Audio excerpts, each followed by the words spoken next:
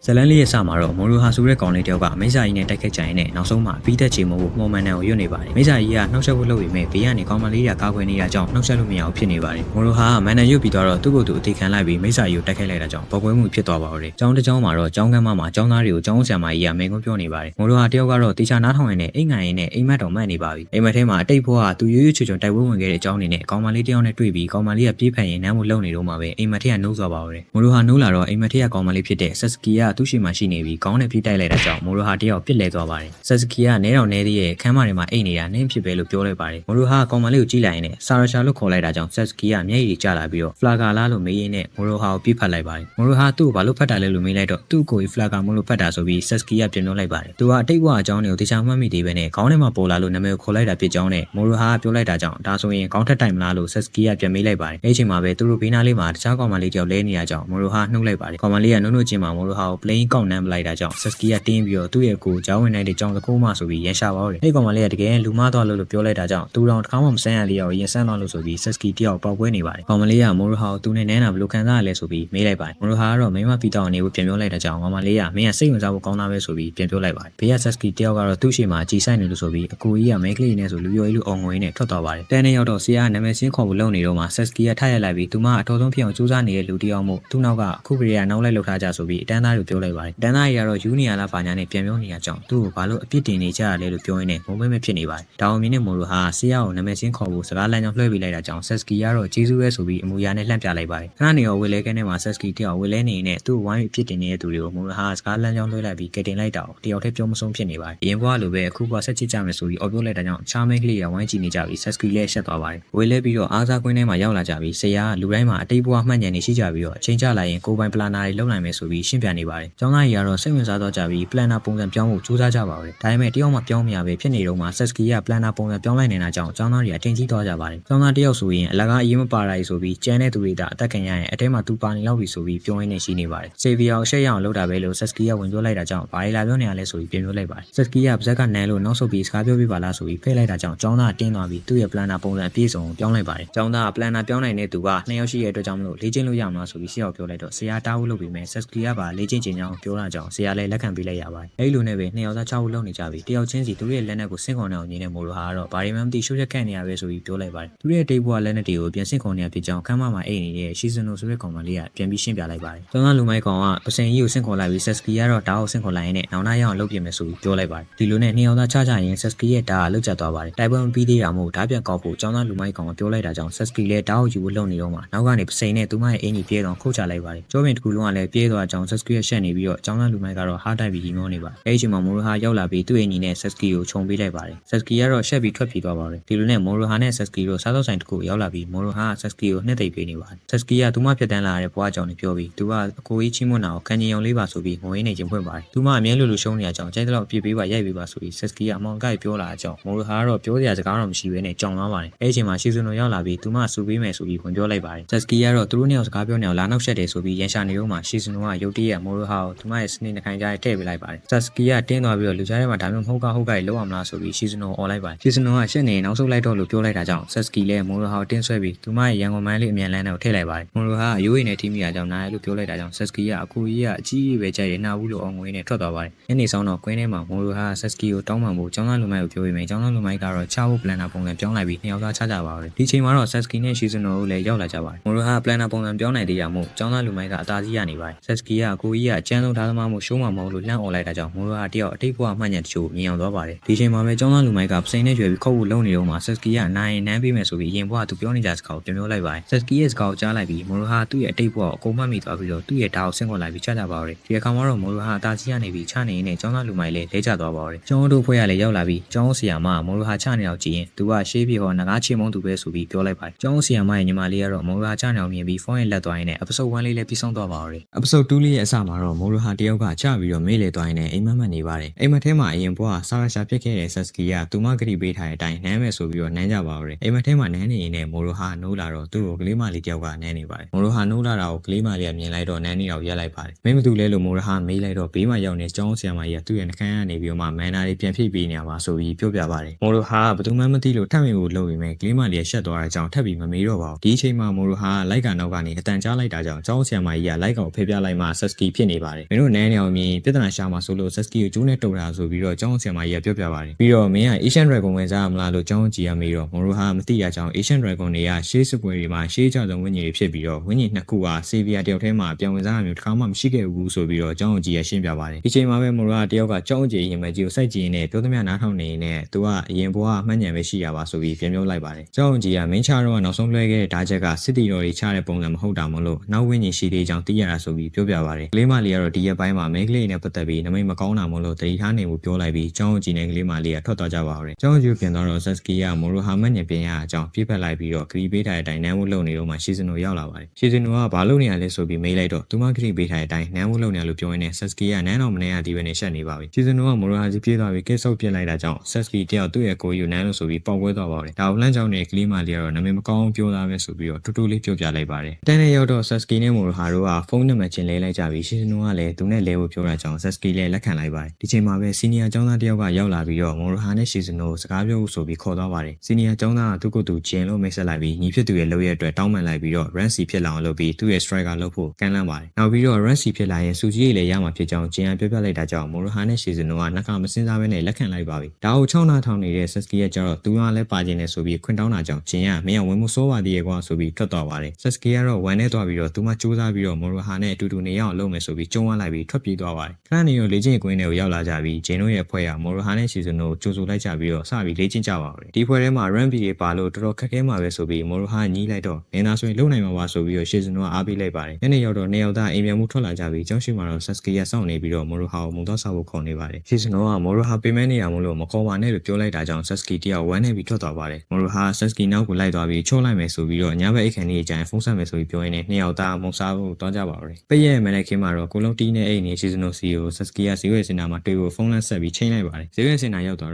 Sasuke က Moroha Run C ကိုရောက်တော့တာမို့ကွန်ပျူတာဆောင်လဲပေးနေတာနဲ့ပတ်စံလဲနေနေတာမို့လို့နှစ်ယောက်ပေါင်းပြီးပေးဖို့ခေါ်လိုက်တာဆိုပြီး Shizuno ကိုပြောပြနေပါတယ်ဒီလိုနဲ့နှစ်ယောက်သားလက်ဆောင်ယူကြပြီးတခုမှစိတ်တိုင်းမကြပြီးတော့မယူနိုင်တာကြောင့်စိတ်ပြက်လက်ပြက်နဲ့အပြင်မှာထွက်တိုင်နေကြပါတယ် Shizuno ကစိတ်ကြည်တော့အောင်ရေခဲမှုစားကြဖို့ပြောတာကြောင့် Sasuke လည်းရေခဲမှုတောဝေလိုက်ပါတယ်အဲ့ဒီအချိန်မှာပဲရုတ်တရက်မြေကြီးကလှုပ်လာပြီးတော့ရေကန်ထဲကနေဝင်မိစာရီတစ်ကောင်ထွက်လာပါတယ် Sasuke နဲ့ Shizuno ကတော့ကြောက်ပြီးတော့ရက်နေကြရင်းနဲ့ Sasuke ကသူမသာကြောက်နေရင် Moroha ရဲ့ညမမဖြစ်တိုက်ဘူးဆိုပြီးကျုံးဝလိုက်ပြီးသူမရဲ့ planner ပုံစံပြောင်းလိုက်ပြီးတိုက်ခိုက်ပါတော့တယ် Shizuno ကိုကလေးကိုကဲထုတ်သွားဖို့ Sasuke ကလှမ်းပြောတာကြောင့် Shizuno လည်းသတိဝင်ပြီးကဲထုတ်သွားပါတော့တယ်ခဏကြာတော့ Shizuno လည်းပြန်ရောက်လာပြီးတော့ Moroha တို့ကိုလည်းခေါ်ထားတာကြောင့်ဈေးဝယ်စင်တာစီမျှခေါ်လိုက်ဖို့ပြောလိုက်ပါတယ် Sasuke ကဒါဆိုနေမဝင်ချလေလို့ပြောလိုက်တာကြောင့်မြေအောက်ကဘာရဲ့ဆုံးမဝင်စားတဲ့သူမလို့ easy ပဲလို့ Shizuno ကပြန်ပြောလိုက်ပြီးနှစ်ယောက်သားမွေးမိတ်စာကိုဈေးဝယ်စင်တာနဲ့မျှခေါ်လာပါတော့တယ်အထက်ရောက်တော့ Sasuke ကသူမကဒီကောင်နိုင်နေဆိုချဖို့လုပ်နေတော့မှနောက်ထပ်ခေါင်း၈လုံးကမြေကြီးကထွက်လာပြီးတော့ခေါင်း၉လုံးမွေးမိတ်စာဖြစ်နေပါတယ်ငွေကြီးကအငွေ့တွေနဲ့ Sasuke ကိုမှုတ်ထုတ်လိုက်တာကြောင့် Shizuno ကဝင်ဆွဲလိုက်ပေမဲ့အငွေ့ထိတော့တာကြောင့် Shizuno ကကြောက်ဖြစ်သွားပါတော့တယ်တစ်ပတ်မှာတော့ Moroha မွေးမိတ်စာကိုတွားချဖို့ပြောရမယ်ခေါင်း၉လုံးမွေးမိတ်စာအစင်းမြင့်မိတ်စာမို့လို့သူတို့တွေတွားချင်တော့မနိုင်တာမို့လို့တက်ကူမပို့နိုင်ကြောင်းဂျင်ကရှင်းပြပါတယ် Moroha လည်းတင်းသွားပြီးတော့မိန်းကလေးနှစ်ယောက်ကိုတော့မကိန်းနိုင်ပဲဒီကုကာဝယ်မဲ့စစ်သူတွေလားဆိုပြီးပြောလိုက်ပြီးတယောက်ထဲချဖို့ထွက်လာခဲ့ပါတယ် Sasuke ကတော့မွေးမိတ်စာကိုချဖို့လုပ်နေတော့မှမွေးကသူ့ရှာကြီးနဲ့ပတ်လိုက်ပြီးတော့စားဖို့လုပ်နေပါတယ်ဒီချိန်မှာပဲ Moroha ရောက်လာပြီးတော့မွေးမိတ်စာရဲ့ရှာကိုဓာတ်နဲ့ပိုင်းချလိုက်ပါတယ် Moroha ကမွေးရဲ့မျက်လုံးတစ်လုံးကိုဓာတ်နဲ့ထုတ်ဖောက်လိုက်ပြီးအပြင်းထန်တိုက်ခိုက်ကြပါတော့တယ်ဒီလိုလုံးကြောက်ဖြစ်နေပြီးခေါင်းမဲ့ကျန်တော့ Shizuno ကနင်းသားဆိုရင်လုံနိုင်မှာပါလို့ပြောလိုက်တာကြောင့် Moroha လည်းသူ့ရဲ့နောက်ဒုတိယဘဝကိုသတိပြန်ရပြီးတော့မွေးမိတ်စာရဲ့ကိုယ်ပေါ်မှာမန်နယ်ကြီးချလာပြီးဖောက်ခွဲလိုက်တာကြောင့်ခေါင်းကိုယ်လုံးမွေးလည်းအပိုင်းပိုင်းပြက်ပြီးကြော့သွားပါတော့တယ်ကျောင်းကြီးနဲ့ဂျင်တို့လည်းရောက်လာပြီးသူထင်းတဲ့အတိုင်းပဲဆိုပြီးကျောင်းကြီးကပြောလိုက်ပါတယ်နောက်တစ်နေ့ရောက်တော့ဂျင်ကရဲရဲဝန်းဝန်းနဲ့တိုက်ခတ်ခဲ့တာကြောင့် Sasuke ကိုအရင်တက်ဖွဲ့ထည့်ပေးမယ်လို့ပြောလိုက်တာကြောင့် Sasuke ကပျော်သွားပါတော့တယ် Moroha Shizuno နှစ်ယောက်ကအရင်ဘဝဘယ်လိုပတ်သက်တာလဲလို့မေးလိုက်တော့ Shizuno ကနောက်မှပြောကြတာပေါ့ဆိုပြီးထွက်သွားရင်းနဲ့ episode 2လေးလည်းပြီးဆုံးသွားပါတော့တယ် episode 3လေးရဲ့စမှာတော့ Shizuno ရဲ့ကိုကမင်းရဲ့တငယ်ချင်း Moroha နဲ့အဲ့ဒီအစင်းမြင့်တဲ့မိတ်စာကိုရှင်းလိုက်တာကြောင့်မင်းတို့ဂုဏ်ယူပါတယ်ဆိုပြီးပြောလိုက်ပါတယ် Shizuno ကတော့သူ့ကိုပြောတဲ့စကားရဲ့အတိတ်ပဲကိုသိရကြောင်းသူနဲ့ကတငယ်ချင်းတွေပဲရှိပါသေးရဲ့ဆိုပြီးပြောလိုက်တော့သူမရဲ့ကိုကလူရုံမှာပြုံးနေပြန်ပြီးပြုံးပြလိုက်ပါတယ်စားသောက်ဆိုင်ရောက်တော့ Sasuke ကအကြောင်းကြီးတူတူတော့ချတယ်လို့ဘာလို့များထင်နေရလဲမသိဘူးဆိုပြီးပြောလိုက်ပါတယ်ဒါပေမဲ့လည်းမင်းတို့လူတွေကဲထုတ်နေလို့လူတွေအသေးပြောင်းမရှိရဆိုပြီး Moroha ဝင်ပြောတော့အကူကြီးကရမ်းတော်လို့နိုင်တာပါဆိုပြီး Sasuke ကချီးမွမ်းလိုက်ရင်နဲ့ Shizuno ပါဟုတ်တယ်မလားဆိုပြီးစစ်ကူခေါ်လိုက်ပါတယ် Shizuno ကလည်းထောက်ခံလာပြီးဒီလိုအစင်းမြင့်မိတ်စာကိုရှင်းနေတာအစစ်အစပဲရှိရဆိုပြီး Moroha ရှင်းပြနေပါတယ် တယ်ကဘာပေါ်မှာ6ပဲရှိတဲ့ Run S Day ဆိုပြီးတော့ Sasuke ကဝင်ပြောနေတော့မှစားတော့ဆိုင်ထဲမှာသပင်ဝါနဲ့လူတယောက်ဝင်လာပါတယ်သပင်ဝါကောင်ကစပွဲတို့မှလေးခေါ်လိုက်ပြီးအင်္ဂလိပ်လို bullshit တို့တွေပြောနေရကြောင်းစပွဲတို့ကောင်မလေးကလည်းတိုင်ပတ်နေပါတယ်ဒါအမြင်နဲ့ Sasuke တယောက်ကဝင်ကူညီမယ်ဆိုပြီးဝင်ပါလာပြန်ပြီးကမှဆန်ဝါကောင်ကဂျပန်လိုပြောလိုက်တာကြောင့် Sasuke လည်းအစိုးရကဂျပန်လိုပြောပါလားလို့ပြောရင်းနဲ့တင်းသွားပါတယ်စပင်ဝါနဲ့ကောင်ကဆိုင်ကြီးမှာပဲရတဲ့အစားအစာတွေမှာနေရကြောင်း Sasuke ကလည်းပို့ပြီးပေါက်ပွဲသွားတာကြောင့် Moroha ဝင်ဆွဲလိုက်ရပြီးဒီဆိုင်ကရိုးရိုးဂျပန်ကဖေးဆိုင်လေးမို့လို့အဲ့လိုဟာတွေမရကြောင်းဝင်ပြီးရှင်းပြလိုက်ရပါတယ် Shizuno က British လူမျိုးလားလို့မေးလိုက်တာကြောင့်ခံမန်းတာတော်သားပဲလို့ပြောလိုက်ပြီးအင်္ဂလိပ် coffee လေးပဲပေးပါဆိုပြီးမှားလိုက်ပါတယ်ဒီအခါမှာတော့ Sasuke လည်းတင်းတက်တင်းသွားပြီးတော့ဆိုင်ရှင်ကြီးကိုအဲ့ဒီတောက်ဆရာချပေးပါဆိုပြီးပြောလိုက်တာကြောင့်ဆိုင်ရှင်ကြီးလည်းစိတ်ပေါက်သွားပြီးတောက်ဆရာတစ်ခုချပေးလိုက်ပါတယ် Sasuke ကဒီဟာနိုးလက်ဖက်ရည်နဲ့လှုပ်ထားတဲ့ဆိုင်ရှင်ကြီးရဲ့အကောင်းဆုံးလက်ရာကွာဆိုပြီး recommend နေပေးနေရကြောင်းစပင်ဝါနဲ့ကောင်တောက်ထိလိုက်ပါတယ်ဒီတော့အဲ့ဒါရဲ့နာမည်ကတော့ NATO ပဲပုံနဲ့လှုပ်ထားတဲ့ milk tea လို့အဓိပ္ပာယ်ရပြီး Sasuke ကပြောနေတော့မှာပဲစပင်ဝါကောင်လည်းအော်အန်ထွက်ကုန်ရင်းနဲ့ဒါလက်ဖက်ရည်ရတာကိုတော်လန်တာပါညာနဲ့ possible တွေလှုပ်နေပါဦးတယ် Moroha ဇွဲတို့ကောင်မလေးကိုပေါ်ဝါတော့တောင်းနေရင်းနဲ့ကောင်တာနားမှာရက်နေတော့ရုတ်တရက်ကြီးအကုန်လုံးရက်သွားပြီးတော့ဆန်ဝါကောင်ကလှုပ်နေရမှန်းသိသွားပါတယ်ဆန်ဝါကောင်ကအချင်းရက်တာမဟုတ်ဘဲနဲ့တားမြန်နေရမှန်း Moroha သဘောပေါက်သွားပါတယ်ဆန်ဝါကောင်က Moroha ကိုလက်သီးနဲ့ရွေလိုက်ပြီးအချင်းရပုံမှန်ဖြစ်သွားတော့လေးပါတိုက်ကုန်ပါတယ်ဆန်ဝါကောင်ကနောက်မှတွေးကြပေါ့လို့ Moroha ပြောလိုက်ရင်ပတ်စံတရကောင်းတာပေါ်တင်ပြီးထွက်သွားပါတယ်သူသုံးခဲ့တဲ့မော်ရဆိုရင်စစ်ဆက်တဲ့က Great Britain ခေါင်းဆောင် Sir Edward Lambert ပဲဆိုပြီးတော့ Shizuno ကပြောလိုက်ပါတယ် Sasuke တယောက်ကတော့စစ်ဆက်က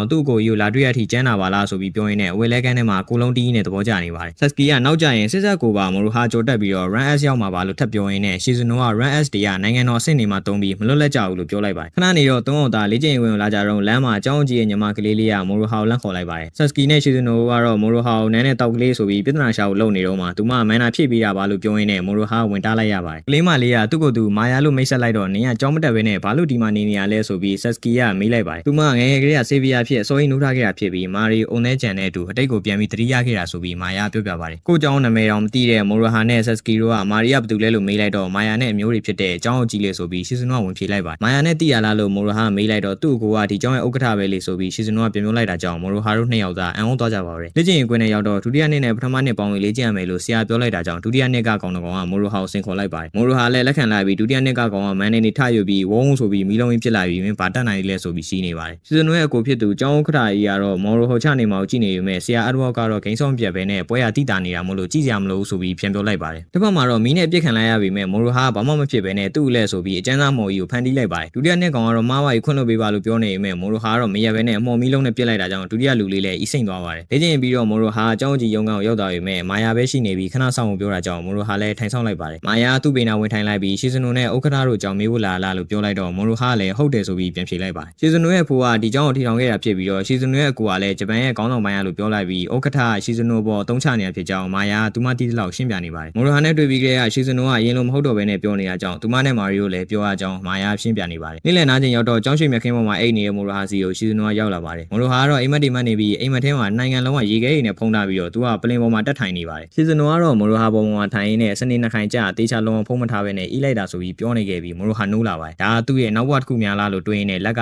ECEC ကိုစမ်းမိသွားပါတယ်ခင်ဗျာအဲ့ ECEC ဆိုတာကြားမှာမဟုတ်ဘဲနဲ့ Shizuno ရဲ့ရင်ဘက်ဖြစ်နေရကြောင်းသူ့ဘေးမှာအိတ်နေ Shizuno လည်းနိုးသွားပါတော့ Moroha ကမင်းကမြောက်ကပါဆုံးမမလားလို့ပြောရင်းနဲ့အနားကပ်လိုက်တာကြောင့် Shizuno ကနမ်းမှုလုံနေတော့မှ Sasuke ကရောက်လာပြီးသူ့ကိုထားပြီးနှစ်ယောက်သားလာပြီးအကြည့်ဆိုင်နေရပေါ့လေလို့ပြောရင်းနဲ့ Moroha ကိုလိုက်ရိုက်ပါတော့တယ်ညနေရောက်တော့ကျောင်းဥက္ကဋ္ဌက Moroha ကိုညစာဖိတ်ကြွေးပါတယ်တွန်းတိုက်ခဲ့ပေမဲ့မင်းသာဆန္ဒရှိရင်တယောက်တည်းချခဲ့ရဆိုပြီးလိန်ပြီးတော့ Run S ပြောင်းပေးလို့ရတယ်ဆိုပြီးဥက္ကဋ္ဌကပြောလိုက်တော့ Run S ဖြစ်ရင်သူလွတ်လပ်တော့မှာမဟုတ်ဘူးဆိုပြီး Shizuno ကတားဖို့လုပ်ပေမဲ့သူမအကိုကတော့ဝင်မပါနဲ့ဆိုပြီးပြောလိုက်တာကြောင့် Shizuno လည်းငြိမ်နေလိုက်ရပါတယ်ညစာစားပြီးတော့ Shizuno ကသူမအကိုပြောတာအတွက်တောင်းပန်လိုက်ပြီး Moroha နဲ့သူမအရင်ဘဝစားတွေ့ခဲ့တဲ့အကြောင်းတွေကိုမြင်အောင်ရင်အိတ်ငိုက်သွားပါတယ် Moroha နှုတ်လိုက်တော့နိုးသွားပြီးဝေယနာမှာလင်းချင်းခံမှု Shizuno ကပြောလိုက်ပါတယ်ဝေယနာရောက်တော့ Shizuno ကအေးလိုက်တာဆိုပြီးပြောလိုက်တာကြောင့် Moroha တယောက်သူ့ရဲ့အတိတ်ဘဝမှတ်ဉာဏ်တချို့ကိုသတိရသွားပါတယ်ခဏနေတော့ Moroha လည်းပြန်လာခဲ့ပြီးလန်တဝက်မှာသူ့ကိုနောက်ရောက်ခံလိုက်နေတဲ့ဆိုင်ကယ်ကိုတွေ့ရကြောင်းအိမ်တော်တင်းကြီးကိုလန်တဝက်မှာရက်ဖို့ပြောလိုက်ပြီးဆင်းလိုက်ပါတယ်ဒီလိုနဲ့လမ်းလျှောက်လိုက်ရင်းနဲ့တနေရာရောက်တော့ဆိုင်ကယ်အုပ်ထုံတဲ့လူက Moroha ကိုတိုက်ခိုက်ပါတော့တယ် Moroha လည်းပြန်ချရင်းနဲ့ရင်ဘက်ကိုဆမ်းမိသွားပြီး main ကလေးမှန်းတိသွားပါတယ်ဒီလိုနဲ့ပဲကြိတ်နဲ့ချကြရင်းနဲ့ Moroha လေးမော်ကျွေးလိုက်တာကြောင့်ဝစ်စော်ဆုပ်ပြတ်တက်သွားပြီးမဘောတဘောကြီးဖြစ်ကုန်ပါတယ်ဆိုင်ကယ်သမားကတော့လုံးလုံးတုတ်တုတ်တွေဖြစ်ပြီးတုံနဲ့ထွက်ပြေးသွားရင်းနဲ့ episode 3လေးလည်းပြီးဆုံးသွားပါတော့တယ် episode 4ရဲ့အစမှာတော့ Edward ကဥက္ကဋ္ဌနဲ့ဖုန်းပြောနေပါတယ် Edward က Moroha ရဲ့အစွမ်းကိုတီးကျင်လို့ဆန်းလိုက်တာဆိုပြီးဥက္ကဋ္ဌကိုပြောနေပါတယ် Edward ရဲ့နောက်လိုက်မိတ်ကတော့ Moroha တီးပေးလိုက်တာကြောင့်ပေါင်မှာအညိုမဲဆွဲနေပြီးစိတ်လိမ့်နေရပါတယ် Moroha အောင်လားလို့ဥက္ကဋ္ဌမေးလိုက်တော့သူ့ကို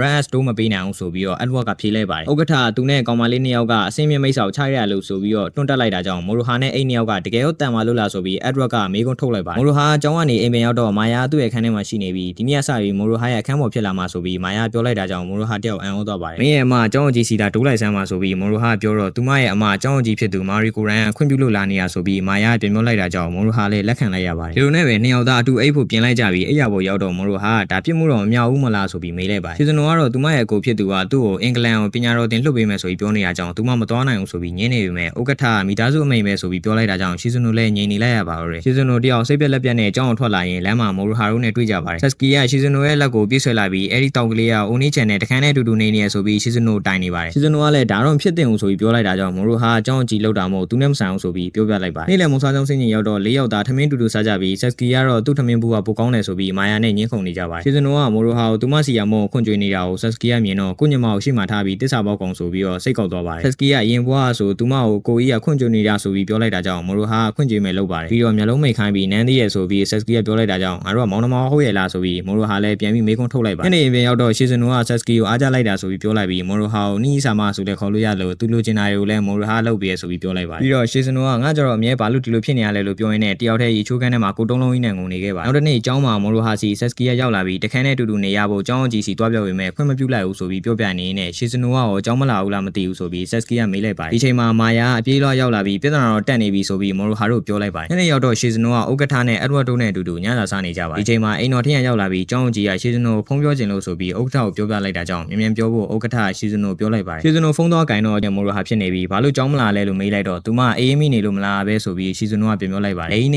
ေအိမ်ထိလိုက်လာမှာဆိုပြီးမိုရိုဟာပြောလိုက်တာကြောင့်သူမအင်္ဂလန်ကိုပညာတော်သင်သွားတော့မှာဆိုပြီးရှီဇနိုကပြောပြလိုက်ပါတယ်မိုရိုဟာပညာတော်သင်သွားမှာကောင်းဝင်မဲ့မသွားချင်ဘူးမလားလို့မေးလိုက်ပြီးနင်းအကိုရဲ့စကားကိုနားထောင်မနေပါနဲ့ဆိုပြီးပြောလိုက်ပါတယ်ရှီဇနိုကသူမဒီမိသားစုမှာချုံနှောင်ခံရပြီးသားဆိုပြီးပြောလိုက်တာကြောင့်မိုရိုဟာလူတစ်ယောက်ကိုတယောက်ကချီနှောင်တာမဖြစ်တင်ဘူးဆိုပြီးပြောလိုက်ပါတယ်ဘဝမတူအောင်အရင်ကပြောခဲ့တယ်လို့ပဲပြန်ပြောပါလားလို့မျက်ရည်ဝဲလာရင်လည်းပြောလိုက်ပြီးသူ့ကိုစိတ်မပူပါနဲ့ဆိုပြီးရှီဇနိုကဖုန်းချသွားပါတယ်မိုရိုဟာအိမ်ပတင်းဘောက်ကိုဖြုတ်ဝင်လာပြီးအက်ဒဝတ်ကိုသူ့တယောက်တည်းအဆင့်မြင့်မိတ်ဆာကိုတတ်ခဲ့တာဆိုပြီးပြောလိုက်ပါတယ်ရှီဇနိုလည်းစိတ်ထဲမှာရှိတဲ့အတိုင်းပြောပါဆိုပြီးမိုရိုဟာပြောလိုက်တာကြောင့်ရှီဇနိုကနောက်ဘဝရှိဘဝအမြဲတူတူရှိနေတယ်လို့ပြောလိုက်ပါတယ်ပြီးတော့မိုရိုဟာကိုပြစ်ပတ်လိုက်ပြီးကလေးတယောက်လိုငိုပါတော့တယ်ဥက္ကဋ္ဌမင်းကညမကိုပေါ်တင်ခေါ်ပြီးဖို့လုပ်နေရလားဆိုပြီးပြောလိုက်တော့မိုရိုဟာပြောင်းပြလိုက်ပြီးရှီဇနိုချီပြီးကားနဲ့ထွက်ပြေးသွားပါတယ်ဥက္ကဋ္ဌသူ့ညမလေးကိုကယ်ပေးဖို့ပြောပေမဲ့အက်ဒဝတ်ကတော့သူဝင်ပိုင်ပြည်တွင်းရေးမှာပြဿနာတွေတက်ကုန်မှာပေါ့ဆိုပြီးပြောလိုက်တာကြောင့်ကူညီရင်ဘာမှမဆိုပေးပါမယ်ဆိုပြီးဥက္ကဋ္ဌသဘောတူလိုက်ပါတယ်ဒီလိုနဲ့မိုရိုဟာတို့လမ်းတစ်ဝက်ရောက်မှာကားတိုက်ရအောင်ဓာတ်နဲ့လန့်ဖောက်လိုက်တာကြောင့်ကားပိန်းပေါက်သွားပြီးလဲထွက်သွားတာကြောင့်မိုရိုဟာချင်းကျိုးမော်နဲ့ကားကိုရက်လိုက်ပါတယ်ကားရှိမှာအက်ဒဝတ်နဲ့သူတို့ရဲ့မိတ်ကပိတ်ရက်လိုက်ပြီးရှီဇနိုပြန်ပေးဖို့ပြောတာကြောင့်မိုရိုဟာသူနိုင်ရင်ရှီဇနိုလွတ်ပေးဖို့ပြောလိုက်ပြီးချကြပါတော့တယ်ဆက်စကီနဲ့ရှီဇနိုတို့နှစ်ယောက်ကလည်းမိတ်ကိုနှစ်ယောက်ပေါင်းပြီးဝိုင်းချနေကြပါတယ်မိုရိုဟာအက်ဒဝတ်ကိုဓာတ်ရင်ချင်းရှင်နိုင်ရင်းနဲ့မနိုင်တာကြောင့်အစင်သုံးမော်ကိုထုတ်ဖို့မန်နန်ရေးနေတော့မှအက်ဒဝတ်ကဓာတ်နဲ့ဝင်ထုတ်လိုက်တာကြောင့်မိုရိုဟာတယောက်လွန့်ထွက်သွားပါတော့တယ်မာယာကတော့တောင်မြင့်ပေါ်အမြင်ပြတက်ပြီးဒဏ်ရာမရအောင်လုပ်ပြီးမော်ထုတ်လိုက်ပြီးမိုရိုဟာကိုတခြားသူတွေကိုလည်းစိတ်မပူဖို့လှမ်းပြောလိုက်ပါတယ်မိုရိုဟာလည်းကျေးဇူးပဲလို့ပြောလိုက်ပြီးနောက်တစ်ခေါက်ထပ်ပြီးမန်နန်ထက်ရေးပါတော့တယ်အက်ဒဝတ်ကမမတ်သေးဘူးမလားလို့ပြောလိုက်ပြီးဓာတ်နဲ့ဝင်ထိုးလိုက်ပေမဲ့မိုရိုဟာရှောင်းလိုက်ပြီးတော့မှော်ကိုသူ့ဓာတ်နဲ့ပေါင်းလိုက်ပြီးခုတ်ချလိုက်တာကြောင့်အက်ဒဝတ်ရဲ့ဓာတ်ကလည်းထပ်ပိုင်းကျိုးသွားပါတယ်မိုရိုဟာထပ်ခုတ်ဖို့လုပ်နေတော့မှအက်ဒဝတ်ကသူ့ရဲ့နောက်ဆွဲကြိုးတစ်ခုကိုကိုင်းလိုက်ပြီးနောက်ထပ်ပလန်နာနဲ့ချက်ဝတ်အပြည့်စုံပြောင်းလိုက်ပါတယ်နောက်ဒီချက်ဝတ်သုံးအောင်လုပ်လို့မင်းကတော်သားပဲလို့အက်ဒဝတ်ကချီးကျူးလိုက်ပြီးထက်ချကြပါတော့တယ်ဒီဘက်မှာတော့ဆက်စကီတို့နှစ်ယောက်နဲ့မိန်းနဲ့ချနေနေတောင်ပေါ်မှာမိုရိုဟာတို့ချနေတဲ့အလင်းရောင်နေကြောင်းအံ့ဩနေကြပါတယ်မိုရိုဟာသူ့မှာရှိနေမြမော်ရင်းနဲ့ချရင်မဲ့အက်ဒဝတ်ရဲ့ချက်ဝတ်ကမပြတ်စီပဲသူ့ရဲ့ဓာတ်ပဲကျိုးသွားပါတယ်အက်ဒဝတ်ကလည်းခွင့်ရကိုလက်လွတ်မခံဘဲနဲ့မိုရိုဟာကိုလိုက်ချနေရကြောင်းမိုရိုဟာကမနှဲရှောင်နေရပါတယ်ဒီချိန်မှာပဲရှီဇနိုနဲ့ပတ်သက်ခဲ့တဲ့အတိတ်ဘဝအမှတ်ဉာဏ်တွေပြန်ပေါ်လာပြီးမိုးဘော်ကိုတက်သွားပြီးတော့အဆင့်ရှစ်မန်နန်ကြီးဖန်တီးလိုက်ပါတယ်အက်ဒဝတ်ကတော့သဘောကျနေပြီးဒီလိုမော်မျိုးကရုရှားမင်းသားပဲလုံနိုင်တာမဟုတ်ဘူးမလားလို့ပြောရင်းနဲ့မိတ်ကအံ့ဩနေပါတယ်မန်နန်ရွတ်ပြီးတော့ရေခဲနဂါးကြီးတကောင်ထွက်လာပြီးအက်ဒဝတ်ပေါ်ကိုဆင်းလာပြီးတထောင်လုံးရေခဲကြီးဖုံးသွားပါတယ်ကျောင်းဆရာမကြီးစီရောက်တော့မာယာဆက်စကီကိုမော်နဲ့ကုပေးပြီးသူ့ကိုနိုင်တာမဟုတ်ဘဲနဲ့ခဏခဲအောင်လုပ်ပေးလိုက်တာပါဆိုပြီးမိုရိုဟာပြန်ပြောပြနေပါတယ်ဒီချိန်မှာအက်ဒဝတ်ကပြန်ရောက်လာပြီးမိုရိုဟာနိုင်သွားတာမို့လို့ရှီဇနိုကိုကြောင်းပြောင်းဝင်ပိတ်ဖို့လာတာဖြစ်ပြီးတော့မိုရိုဟာကိုလည်းပြည်တိုင်ကောင်းဆောင်ဖြစ်တဲ့ငါ run as တိုးပေးလိုက်တယ်လို့အက်ဒဝတ်ကပြောရင်းနဲ့ episode 4လေးလည်းပြီးဆုံးသွားပါတော့တယ် episode 5လေးရဲ့အစမှာတော့အက်ဒဝတ်နဲ့ချခဲ့တာတလားကြော်သွားပြီးတော့နေရာဒီကျောင်းပေးရဖြစ်တာကြောင့်အဖွဲ့ကောင်းဆောင်ချင်းကသူတို့ကမ်းခြေတစ်ခုမှာစကန်ချကြမှာကြောင့်ပြင်ဆင်ထားကြဖို့ပြောနေပါတယ်ဆက်စကီကနေရာဒီစကန်ချရင်ဘာလို့ရမှာလဲလို့မေးတော့လေ့ကျင့်ရမှာထင်တယ်ဆိုပြီးမိုရိုဟာပြောပြနေပါတယ်ဒီချိန်မှာဒုတိယကောင်းဆောင်ဖြစ်သူတိုကီကိုကနောက်ကနေမိုရိုဟာရဲ့ဘောလုံးလုံးကိုဖြစ်လိုက်ပြီးတော့ညနေကျောင်းဆင်းရင်သူမနဲ့ရေကူးဝတ်စုံလိုက်ဝယ်ပေးဖို့ပြောလိုက်ပါတယ်မင်းအတွက်ဆက်စီတွင်းကန်လေးလည်းငါလိုက်ဝယ်ပေးမှာမယ်ဆိုပြီးတိုကီကိုကပြောလိုက်ပြီးအားနဲ့ညှစ်လိုက်ပါတယ်ဆက်စကီကတော့ဈေးဝယ်ထွက်လာပြီးမိုရိုဟာရဲ့ဘေးမှာသူမရဲ့ရန်သူတွေများနေတာကြောင့်မိုရိုဟာကိုဆွဲဆောင်နိုင်မဲ့ရေကူးဝတ်စုံဝယ်ရမယ်ဆိုပြီးကျုံဝိုင်းနေရှိနေပါတယ်ဒီဘက်မှာတော့ကျောင်းခထကလည်းသူ့ညမရှိစင်တို့မိုရိုဟာကိုဆွဲဆောင်ဖို့ဆိုပြီးတော့ရေကူးဝတ်စုံချုပ်ဖို့ဒီဇိုင်နာ3-4ယောက်လောက်ခေါ်ထားပါတယ်အပန်းပြေကြရင်နဲ့ကလေး3-4ယောက်ပါယူချင်းယူလာခဲ့ဆိုပြီးတော့ဥက္ကဋ္ဌရှိစင်တို့ပြောလိုက်ပါတယ်မိုရိုဟာကတော့ရေကူးပေါင်းမိဝယ်ဖို့ဆန်အောင်ရောက်သွားပြီးသူတို့ဖွဲ့တွေကမုံမိုဆိုတဲ့ကောင်မလေးကရေကူးဝတ်စုံရွေးနေတာကိုတွေ့ရကြောင်းအနီအောင်လေးကပူလိုက်တယ်ဆိုပြီးလှမ်းပြီးနှုတ်ဆက်လိုက်ပါတယ်မုံမိုကရှက်သွားပြီးမိုရိုဟာကိုနှာဘူးကောင်လို့ပြောလိုက်ပြီးသူ့လိုတေးရဲ့သူကဘီကနီနဲ့မလိုက်ပါဘူးဆိုပြီးပြောလိုက်ပါတယ်မိုရိုဟာမုံမိုဆန်ပန်းအချစ်စရာလေးမို့လိုက်မှာပါဆိုပြီးပြောလိုက်တာကြောင့်မုံမိုတယောက်ရှက်သွေးဖြာသွားပါတယ်ဒီလိုနဲ့ကန်းကြီးကိုသွားမယ်နေ့ရောက်တော့ဖွဲ့သားတွေကလူစုလိုက်ကြပြီးတော့ကျောင်းကြီးကမော်မန်နန်ကိုစပြီးရုပ်ပါတယ်မာယာဒီမော်ကကျောင်းကြီးရဲ့နေရာကူးပြောင်းမှုဖြစ်ပြီးတော့တနေ့မှတစ်ချိန်ပဲတုံးလို့ရကြအောင်မိုရိုဟာတို့ပြောပြနေတော့မှကျောင်းကြီးကမန်နန်တုံးလိုက်ပြီးအဖွဲ့သားတွေလည်းကန်းကြီးကိုရောက်သွားပါတော့ကန်းကြီးရောက်တော့ဆက်စက ကီကရေထဲခုံချပြီးချင်းမှာပဲပြန်တက်လာပြီးသူမရဲ့ဗရာလှိုင်းနဲ့ပါသွားလို့ဆိုပြီးအပေါ်ပိုင်းဗလာကြီးနဲ့မိုရိုဟာတို့ပြောပြနေပါတယ်ဒီချိန်မှာမာယာနဲ့မိုမိုတို့ရောက်လာပြီးမိုမိုကတီရှပ်ပွားကြီးဝတ်ထားတာကြောင့်အဲ့လိုပုံစံနဲ့ဆိုရေကူးဝတ်စုံအစ်စ်ကဘယ်လိုလုပ်မလဲဆိုပြီးမိုရိုဟာပြောလိုက်ပါတယ်ဆာစကီကသူ့ရဲ့ရေကူးဝတ်စုံ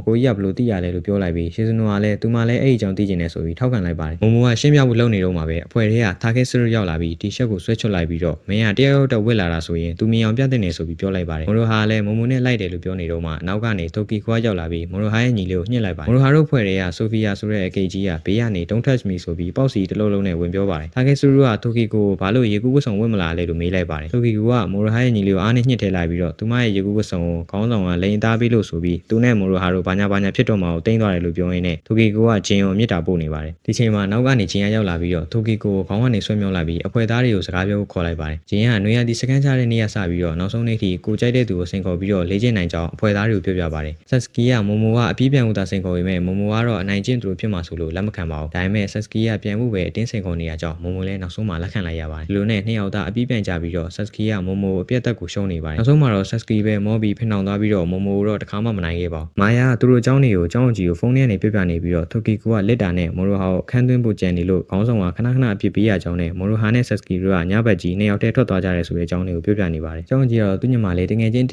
ရအကြောင်းဝမ်းသာနေခဲ့ပါတယ်ဆတ်စကီကသူမကိုမိုမိုထပ်ပို့ပြီးအပြေးမြအောင်လို့တင်ပေးဖို့ပြောတော့မိုရိုဟာညှင်းလိုက်ပြီးတော့တအားဖိအားမပေးဖို့ပြောလိုက်ပါတယ်မိုမိုကလေ့ကျင့်နိုင်အမြဲမိုရိုဟာနဲ့တွဲဘက်ဖြစ်နေပြီးသူမကလည်းအိုနီချန်နဲ့တွဲဘက်ဖြစ်ချင်နေလို့ဆတ်စကီကပြောပြလိုက်တာကြောင့်မိုရိုဟာလည်းတင်ပေးဖို့လက်ခံလိုက်ပါတယ်နောက်တစ်နေ့ညနေရောက်တော့ဘာဘီကျူလှုပ်ရှားကြပြီးအဖွဲသားတွေကဆတ်စကီရဲ့အကင်စကေးတွေကိုကြိုက်တာကြောင့်ဆတ်စကီလည်းပျော်နေပါတယ်တာခဲဆူရူကအကြောင်းကြီးကတော့ဒီချိန်ဆိုအစည်းအဝေးလုပ်နေလောက်ပြီဆိုပြီးမင်းအတွက်နဲ့စစ်ဆက်အဖွဲရအောင်လာတာအားကြတယ်ဆိုပြီးတော့မိုရိုဟာကိုပြောပြနေပါတယ်ကမ်မီရဲ့ကဂျူနီယာမို့လို့ငါရဲ့ငယ်ခိုင်းလောက်ရမယ်ဆိုပြီးမိုရိုဟာကိုပြောတာကြောင့်ကမ်မီရဲ့စံပိုင်ကတော့မနစ်ကငယ်ခိုင်းဖြစ်ဘူးလားဆိုပြီးမိုရိုဟာပြန်မိလိုက်ပါတယ်ကမ်မီရဲ့ကတော့စိတ်တင်ရာတွေပြန်တတိရသွားပြီးငြိမ်းချသွားပြီးသူကအရင်နှစ်ကဆိုရင်နွေရာသီစခန်းအောင်မလိုက်ရဘူးဆိုပြီးတိုကီကိုကဝင်ပြောနေပါတယ်မိုရိုဟာကမ်မီရဲ့နှစ်သိပ်ဖို့လုပ်နေတော့မှာပဲတိုကီကိုကသူ့နောက်ကိုရောက်သွားပြီးဖင်ကြားတွေကိုပြောင်းမှုထိုးထည့်လိုက်ပြီးတော့မနက်ဖြန်နေထွက်တာအတူတူကြည့်ကြမလားလို့ပြောလိုက်ရင်းနဲ့ငါကူကတော်တော်တောင်းတနေပြီဆိုပြီးအကင်ကြောင့်ရဲရင်းနဲ့ပြောလိုက်ပါတယ်ဆတ်စကီကနေထွက်တာကြည့်မလားလို့မေးတော့ဝင်မရှုံးနဲ့ဆိုပြီးတိုကီကအော်လိုက်ပြီးတော့မိုရိုဟာငါ့ကိုလူရှင်းလဲလူပေးရမယ်ဆိုပြီးပြောလိုက်ပါတယ်မိုရိုဟာဘာတွေလျှောက်ပြောနေရလဲလို့ပြောတော့ပြောင်းဦးကြောင်းကနေအကင်ကြောင်းပြောင်းလိုက်ပြီးထိုးထည့်လိုက်ပြီးတော့အသားကိုစိတ်နှလုံးသားလေးနှိပ်ပြီးစားပေးမယ်မလားလို့တိုကီကပြောလိုက်ပြီးတော့မိုရိုဟာပေါ်တက်ထိုင်ချလိုက်ပါတယ်တိုကီကငါ့ရဲ့အသားလဲစားကောင်းနိုင်မလားဆိုပြီးတော့ပေါ့စီတစ်လုံးလုံးနဲ့မိုရိုဟာပေါ်တက်ထိုင်နေခုန်နေပါတယ်ဒီချိန်မှာကယ်တင်ရှင်ခေါင်းဆောင်ကြီးချင်းရောက်လာပြီးတိုကီကိုခေါင်းကနေဆွဲမလိုက်ရင်နောက်တစ်နေ့ကျတကူတော့လေ့ကျင့်ရရှိအောင်ပြင်ဆင်ထားဖို့ပြောလိုက်ပါတယ်ညတော့ဆတ်စကီကိုမိုရိုဟာလေ့ကျင့်ပေးနေပြီးရေထဲမှာပြေးနေရင်ခဏခဏရေထဲကျနေရကြောင်းမိုရိုဟာနီးစနစ်တွေကိုပြောပြနေပါတယ်အချိန်မှာဆတ်စကီကသူမကိုပင်လယ်ဘက်ကနေတယောက်ကကြည့်နေလို့ခံစားရလို့ပြောတာကြောင့်မိုရိုဟာလှမ်းကြည့်လိုက်တော့ဘာမှမရှိရကြောင်းနားဖို့ပြောလိုက်ပြီးပြန်သွားကြပါတယ်နောက်နေ့ညရောက်တော့ကမ်းခြေမှာဖွဲသားတွေကမီးပန်းဖောက်နေကြပြီးတော့ကမ်မီရဲ့အားချောင်းနေရကြောင်းဆတ်စကီကမီးပန်းနဲ့ပြစ်လာပြီးဖင်မီဆွဲသွားကြောင်းကမ်မီတယောက်ရေကန်နဲ့ခုန်ချလိုက်ရပါတယ်တိုကီက